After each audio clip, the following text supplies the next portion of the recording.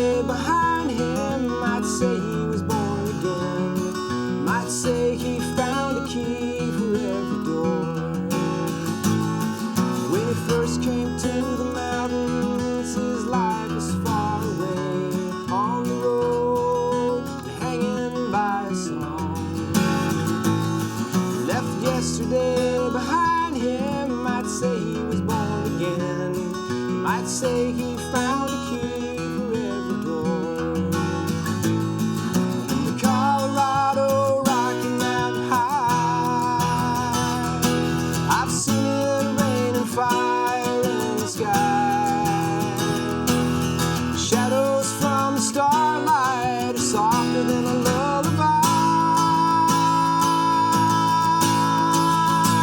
Rocky Mountain High, Rocky Mountain High.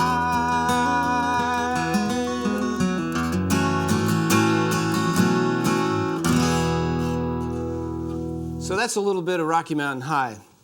Rocky Mountain High, that guitar lick has to be one of the most recognizable, probably the most recognizable of all of John's songs. When you hear that opening lick, there's just no question. That's John Denver.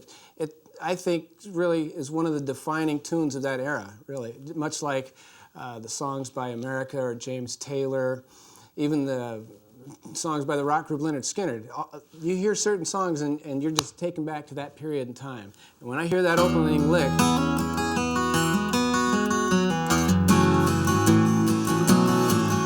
I'm there. It's the early 70s and I'm a kid again back in California.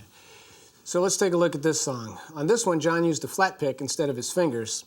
The lick itself was actually written by a guy named Mike Taylor who wrote the song with John, but I think on the record they both played it together. It sounds a lot to me like two guitars playing it.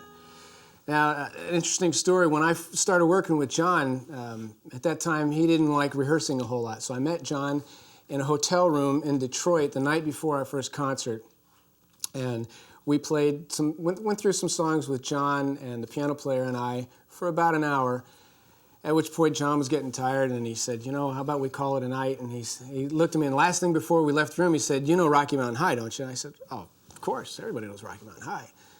And he went, oh, of course, everyone knows. So he walks out of the room, he says, okay, I'll see you on stage tomorrow at 8 and let's have a good time. So we get on stage and we're playing the thing, and it was probably, mid part of the week, I was listening back to show tapes.